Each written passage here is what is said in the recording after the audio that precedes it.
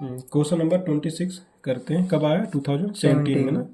A metal rod at a temperature of 145 degree Celsius radiates energy. Energy अब इसका मतलब हो रहा है इतने टेम्परेचर पे एनर्जी रेडिएट हो रेडिएट रहा कर रहा और है कितना हो रहा? रेट कितना? 17 वाट 17 वाट है। if its temperature is increased to 270, 273 degree Celsius then हाँ it will radiate the rate of हाँ, तो पूछ रहा है then it will radiate at at the the rate rate of of. मतलब अब उसका रेट हाँ, क्या हो अब जाएगा? क्या उसका रेट हो जाएगा? चलो इसको सॉल्व करते हैं। तो क्वेश्चन नंबर 26 सॉल्व करते हैं। तो सबसे पहले हमने ले लिया इसमें कोई ब्लैक बॉडी ऐसे ले लिया, एक पहला ले लिया ब्लैक बॉडी, ठीक है। इसका टेम्परेचर कितना गिवन है? 145 T1 equal to 145 degree Celsius. तो इसको किस में कन्वर्ट कर लेते हैं? केल्विन में ना। तो क्या हो जाएगा? 145 प्लस 273। तो ये किस में कन्वर्ट हो गया टोटल? केल्विन में। हाँ, 4180 आ गया, केल्विन में हो गया ना। और इसका पावर गिवन है P1 इक्वल टू 17 वाट है, गिवन है इतना, ठीक है। फिर कह रहा था, ठीक है, अदर एक है ब्लैक बॉडी, ठीक है, वही बॉडी है, फिर डिफरेंट टेम्परेचर पे बात कर रहा। टेम्परेचर कितना ले लिया? T2 273 degree Celsius. तो इसको किस में कन्वर्ट करना है? केल्विन में। 273 प्लस 273 डिग्री सेल्सियस, ठीक है।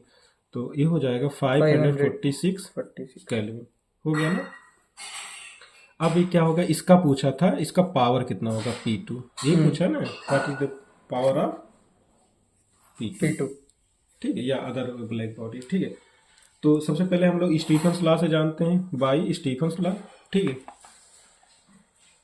बाई स्टीफन्स लॉ ना, Stefan's law, P equal to sigma E T पे पावर 4, ठीक है, इसी का यूज करते हैं हम लोग। तो इसमें देखा जाए कांस्टेंट कौन कौन सी वैल्यू है। तो इसमें कांस्टेंट क्या है? देखा जाए सिग्मा ए सब कांस्टेंट है। तो ऐसे कर सकते हैं P डायरेक्टली प्रोपोर्शनल टी पे पावर 4। तो ये फर्स्ट बॉडी के लिए यूज करेंगे तो क्या हो जाएगा? P1 T1 और इसके लिए P2 T2 हो जाएगा। तो डिवाइड कर देते हैं तो आ जाएगा फॉर बोथ, ठीक है, P1 upon P2 equal to, ऐसे कर लेते हैं, चलो कर लेते थोड़ा सा, ठीक है, P1 प्रोपोर्शनल T1 पावर 4, ठीक है, एंड P2 प्रोपोर्शनल T2 के पावर 4, ऐसे हो गया ना। अब डिवाइड कर देंगे, डिवाइड करने के बाद क्या होता है? प्रोपोर्शनल अपॉन प्रोपोर्शनल जब रिमूव करेंगे कोई कांस्टेंट आएगा, कांस्टेंट दोनों कैंसिल आउट हो जाते हैं। T1 the power 4 upon T2 the power 4, ऐसे हो गया। नाउ P1 अपॉन P2 क्या आ गया? T1 बाई T2 पे पावर 4 हो गया, ठीक। सारे वैल्यू चलो रख देते हैं ना। T1 की वैल्यू कितनी है? 418 kelvin, 418 kelvin divided by 546 kelvin, यही हो गया ना। पूरे पे कितना हो जाएगा? 4 हो जाएगा, केल्विन से केल्विन कट हो गया, ठीक है। जब इससे इसमें डिवाइड करिएगा ना, चलो डिवाइड करते हैं, ऐसे करते रुक जाओ ना, अभी डिवाइड नहीं करते, बताता हूँ। देखो ये कितना आ गया बताइए? 418 अपॉन 546 पर कितना? होल 4 आ गया ना। अब हम क्या करते हैं? P2 अपॉन P1 करते हैं ना। हाँ, 17 अपॉन P2 अपॉन P1 कर देंगे तो P2, क्योंकि P2 वैल्यू हमको फाइंड करना है, ठीक है। P2 अपॉन P1 करेंगे तो क्या होगा? 546 हो जाएगा डिवाइडेड बाई 418, हो गया। पूरे कितना हो गया? 4। जब इससे इसमें डिवाइड करेंगे तो आ जाता है, डिवाइड करने पर आफ्टर डिवाइडिंग 1.306 पावर 4 हो जाएगा, ठीक है। तो अब यहाँ से क्या करेंगे? P2 निकाल लेंगे, P1 उधर चला जाएगा। हाँ, और P2 हमें फाइंड करना, तो P2 इक्वल टू, ठीक है, P1 की वैल्यू कितनी है? 17 मल्टीप्लाई करेंगे, इसको जब सॉल्व करेंगे ना इसमें पावर 4, तो ये आ जाता है 2.909, ओके, इंटू 17, ठीक है। अब इन दोनों का जब मल्टीप्लाई करेंगे तो P2 इक्वल टू आ जाता है 49.453 वाट। कोई ऑप्शन मैच कर रहा? चेक करिए। 49.453 सी ऑप्शन, मैच करना, ठीक है। तो ये आपको हो गया आंसर। 27 अब करते हैं, कह रहा A black body is at a temperature of 576 5760 kelvin ना. The energy energy of radiation emitted emitted by by the the body body at at wavelength wavelength 250 nanometer is is U1. Means एक body है, ठीक, उसका temperature कितना है, इतना दिया हुआ है, ठीक है, 5760 केल्विन है ना. और उसमें से जो रेडिएशन हो रहा है, ठीक है, वो कितना हो रहा है, वेवलेंथ का 250 नैनोमीटर का. और उसका जो एनर्जी है कितना है, U1 है. फिर कह रहा था एट वेवलेंथ उसी बॉडी का जब वेवलेंथ कितना हो रहा है 500 नैनोमीटर हो जा रहा, तो एनर्जी U2 हो जा रहा. फिर उसी बॉडी का, ठीक है, जब वेवलेंथ 1000 नैनोमीटर हो रहा तो एनर्जी U3 हो जा रहा. फिर कह रहा था विंड डिस्प्लेसमेंट जो कांस्टेंट होता है उसका दिया हुआ वैल्यू की वैल्यू. फिर पूछ रहा था which of the following is correct. ठीक है, तो चलो करते हैं ये क्वेश्चन को. ठीक है, कब आया, 2016 में. क्वेश्चन नंबर 27 सॉल्व करते हैं. 27. तो सबसे पहले ये जो बोले एक बॉडी हमारा है, इसके बारे में बात करते हैं. इसका टेम्परेचर कितना गिवन है, 5760 केल्विन इतना गिवन है. फिर इसमें एनर्जी जो हमारा है, एनर्जी है, ठीक है, एनर्जी P1 ले लेते हैं. P1 की वैल्यू कितनी है, U1 है, ठीक है. वेवलेंथ कितना इसमें निकल रहा था, λ1, इसकी वैल्यू कितनी है 250. हाँ, 250 नैनोमीटर, यही है कि नहीं. ठीक है, ये हमारा फर्स्ट कंडीशन था. सेकंड कंडीशन में कह रहा, ठीक है, एक और ब्लैक बॉडी है और ऐसे है दो. तो कह रहा था सेकंड केस में जब वेवलेंथ कितना हो जा रहा है, λ2, ठीक है, λ2 मीन्स 500 नैनोमीटर. ठीक है, तो पावर कितना हो जा रहा है, एनर्जी P2 कितना हो जा रहा है, U2 हो जा रहा है. फिर इसमें क्या कह रहा है, जब λ आप कितना हो गया, λ3 कितना हो गया, 1000 नैनोमीटर, तो पावर P3 कितना होगा, U3 हो गया. ठीक है, अब हमको सॉल्व करना है इसको. चलो करते हैं. तो फर्स्ट ऑफ ऑल इसमें एक और गिवन है, ठीक, गिवन है बेस जो कांस्टेंट है कितना है, 2.88 इंटू 10⁶, ठीक है, नैनोमीटर केल्विन. ओके, तो सबसे पहले हम लोग बीन्स डिस्प्लेसमेंट लॉ से करते हैं, बाय बीन्स डिस्प्लेसमेंट लॉ. ठीक है, लैम्डा m प्रोपोर्शनल क्या होता है, 1/t होता है, यही होता है कि नहीं. लेकिन हमको ये अगर प्रोपोर्शनल साइन यहाँ से रिमूव कर देते तो क्या आ जाएगा, यहाँ पे b आ जाएगा ना, यही आ जाता है कि नहीं. हमको लैम्डा m चाहिए, तो लैम्डा m हमको चाहिए, तो चलो सॉल्व करते हैं. सबसे पहले तो लैम्डा m हम लोग सॉल्व करते हैं. तो lambda m equal to b की वैल्यू कितनी है, 2.88 इंटू 10⁶. टेम्परेचर कितना गिवन है, 5760. ठीक, ये हो गया. जब इसको हम लोग सॉल्व करेंगे, डिवाइड करेंगे, ठीक, आफ्टर सॉल्विंग, ठीक है, तो लैम्डा m कितना आ गया हमारा, 500 नैनोमीटर. तो ये क्या आ गया, जो लैम्डा मैक्सिमम होगा, लैम्डा m मतलब जो वेवलेंथ मैक्सिमम होगा इससे कितना होगा, 500 नैनोमीटर होगा. ठीक है, अभी तो लैम्डा 1 इतना हो रहा था, अब बहुत सारे वेवलेंथ होंगे ना, तो इस कितना मैक्सिमम वेवलेंथ होगा, 500 नैनोमीटर तक ही जा सकता है यहाँ पे. ठीक है, तो हमें इसके रेंज की बात करनी है, मतलब इस रेंज की एनर्जी हमको बात करनी है ना. तो चलो करते हैं. तो इसका मतलब ये जो हमने फाइंड किया अभी, ठीक है, ये क्या है, ये है वेवलेंथ. ठीक है, कर देते हैं वेवलेंथ, ठीक, क्रॉसपॉन्डिंग टू, ठीक है, कोरेस्पॉन्डिंग,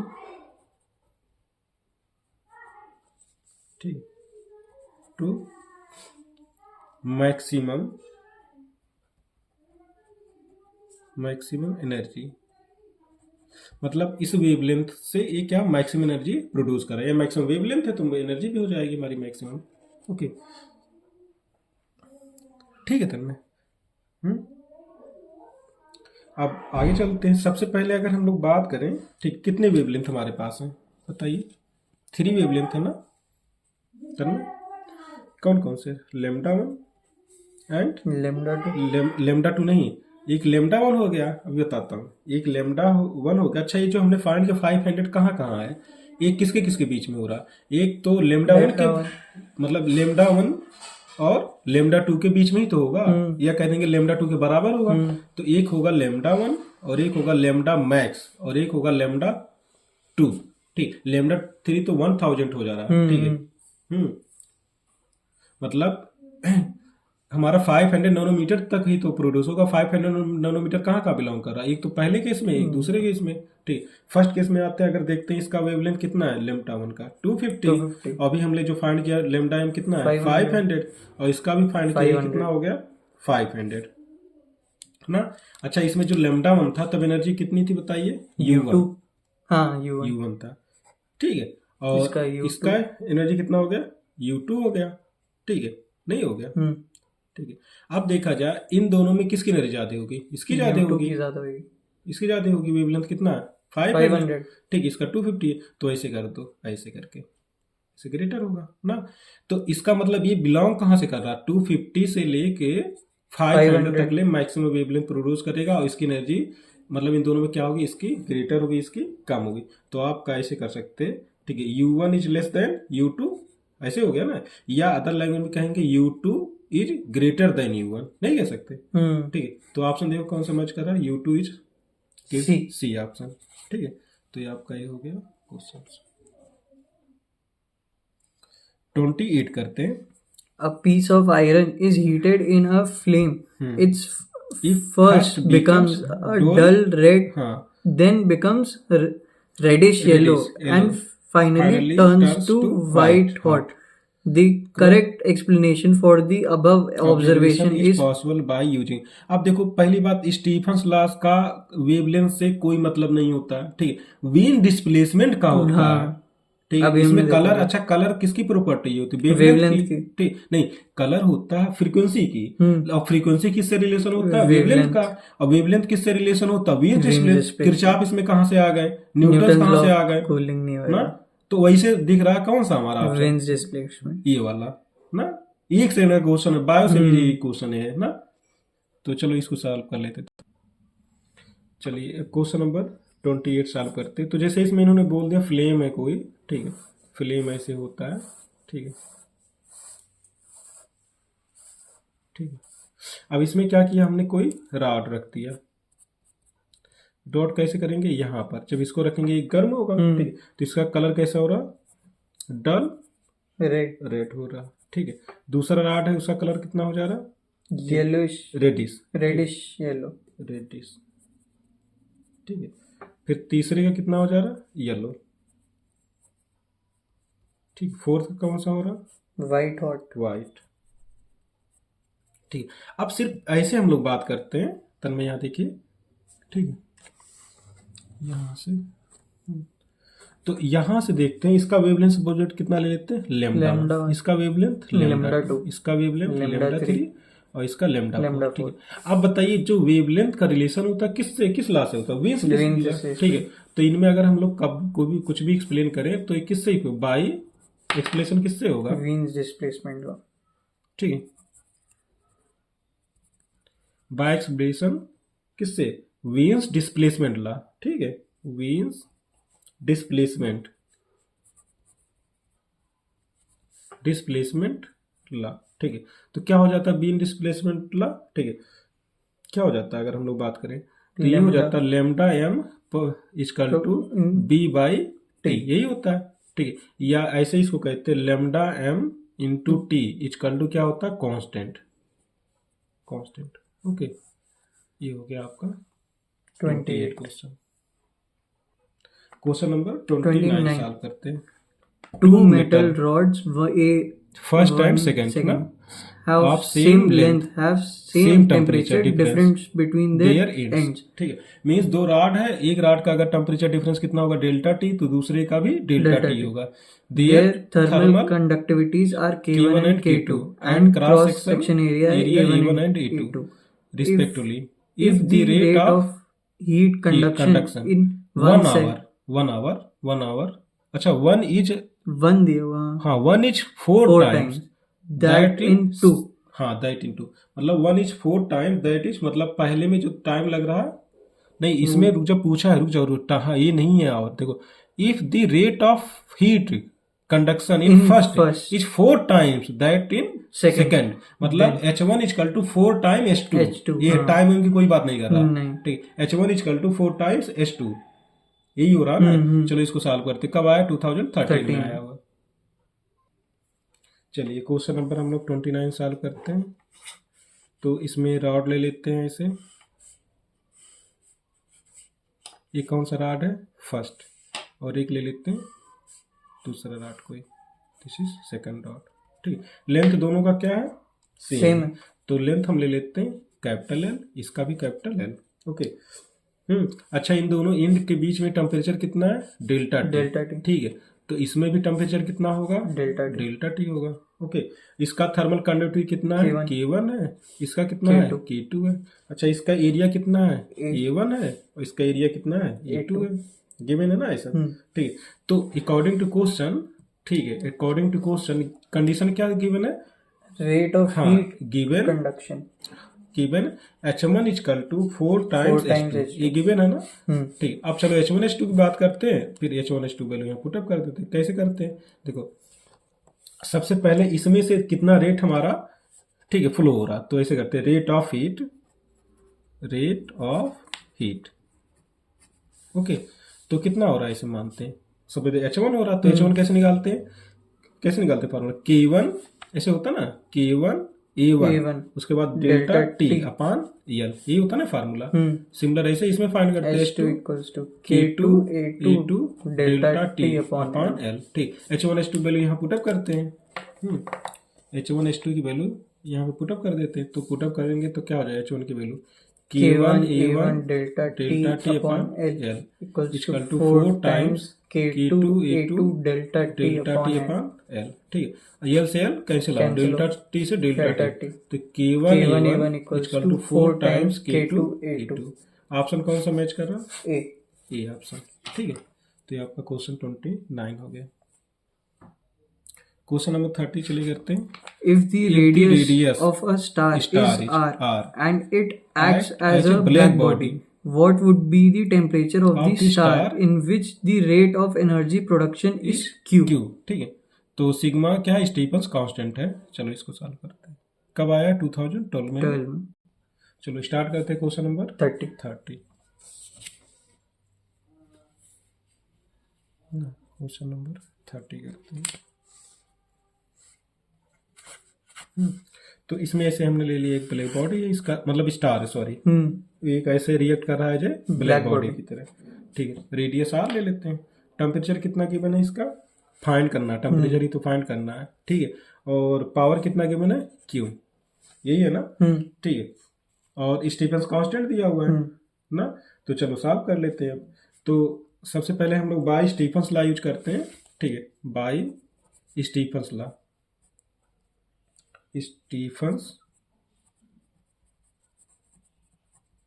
बाय स्टीफन्स लॉ क्या होता है, P equal to sigma times A T पे पावर 4, यही होता है कि नहीं पावर, यही होता है, ठीक है। चलो सारे वैल्यू पुटअप करते हैं। P की वैल्यू कितना गिवन है, Q, यही है ना, सिग्मा।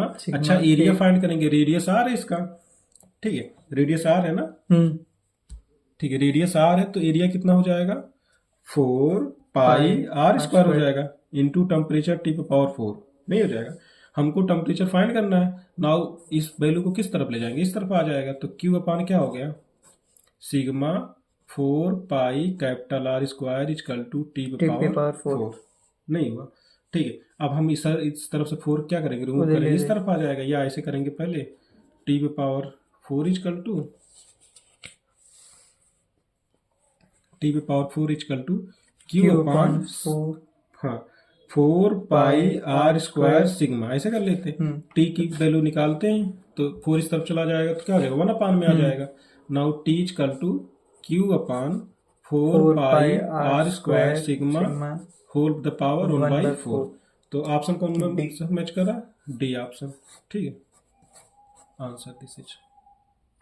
चलो स्टार्ट करते हैं। 31 question, A slab of stone of area 0.36 meter square and thickness 0.1 meter is exposed on the lower surface of to steam at 100 Celsius. ठीक है। A block of ice at 0 degree Celsius rests on the upper surface of the slab. In 1 hour, 4.8 kgs of ice is melted. The thermal conductivity of the slab slab is. Is. ठीक है, चलो solve करते हैं। तो इसमें 2012 में। हाँ 2012 में आया हुआ। इसमें एक स्लैब है, उसमें एक लोअर सरफेस एरिया होगा, एक upper surface upper surface area होगा। तो चलो उसके सॉल्व करते हैं। तो क्वेश्चन नंबर अब सॉल्व करते हैं 31st। तो इसमें सबसे पहले क्या बनाते हैं हम लोग, ठीक, एक स्लैब बनाते हैं स्टोन का ना। तो ऐसे हो जाएगा,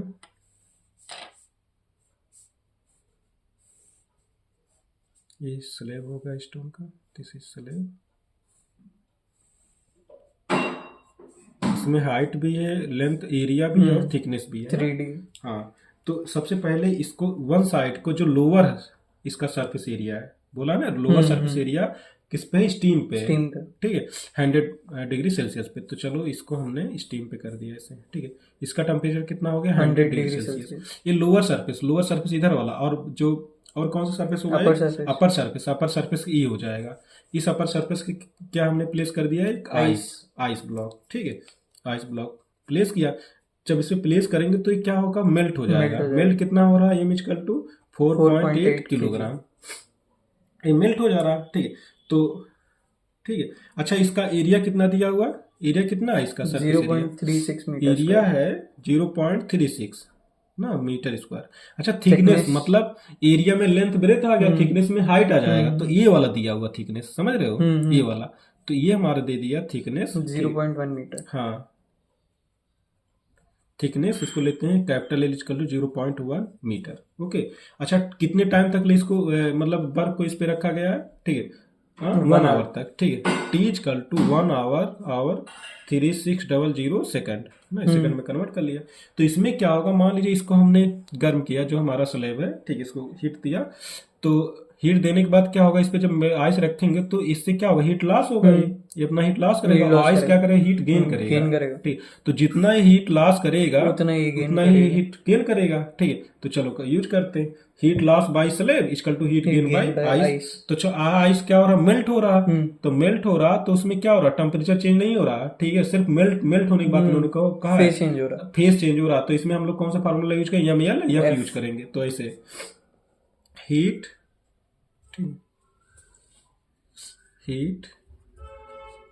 लॉस बाय स्लैब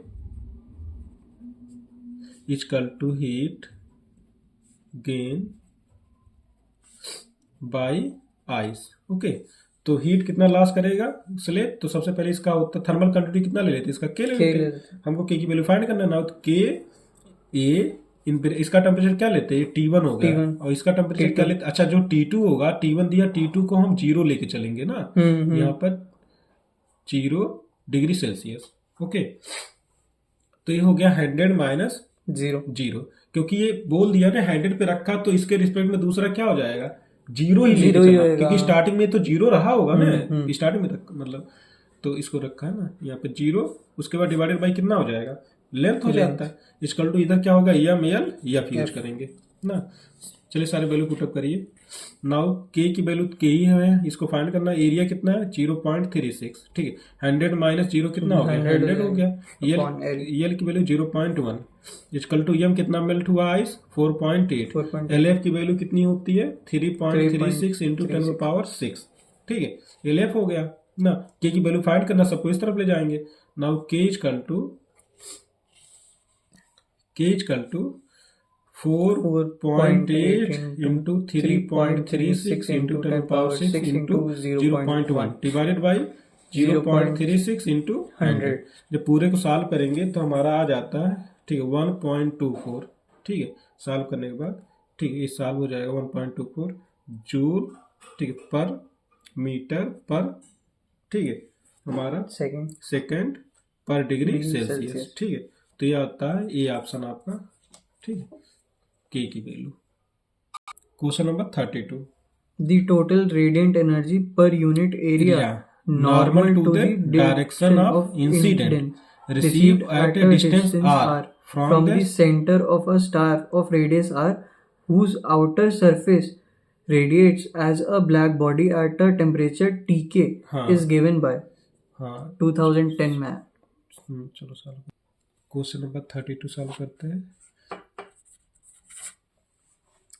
तो सबसे पहले इसमें एक स्टार्स लेते हैं, इसका रेडियस कितना होगा स्मॉल आर, और पावर कितना रेडिएट हो रहा, सपोज दैट पी। ठीक है, अब इससे आर डिस्टेंस पर, ठीक है, यहाँ से निकल रहा है, आर डिस्टेंस ले लेते हैं। ठीक, तो ऐसे ले लेते हैं, आर डिस्टेंस तो एक स्फेरिकल होगा ना टाइप का। ठीक, ऐसे आर डिस्टेंस ले लेते हैं, तो यहाँ पे वो रिसीव हो रहा है। ठीक, तो इससे कितना निकल रहा। ठीक है, अच्छा इसका एरिया अगर हम लोग फाइंड करें, ठीक है ना। अच्छा एक बात बताइए, ठीक है, यहाँ पे जो होगा इसका भी तो कुछ एरिया होगा। अरे यहाँ पे यहाँ से निकलेगा, यहाँ पे पहुंचेगा, तो इसका भी तो एरिया, इस रेडियस आर है, तो इसका एरिया कितना होगा, सपोज दैट ए डैश ले लेते हैं। तो ए डैश की वैल्यू कितनी, जो 4 पाई कैपिटल आर स्क्वायर, और यहाँ से भी निकलेगा, यहाँ से निकलेगा और रिसीव कर रहा है, यही हो रहा है ना। तो यहाँ से निकलेगा, इसका एरिया हमने ए ले लिया, तो इसका एरिया कितना हो जाएगा 4 पाई स्मॉल आर स्क्वायर ना, नहीं हो जाएगा। तो चलो सॉल्व करते हैं।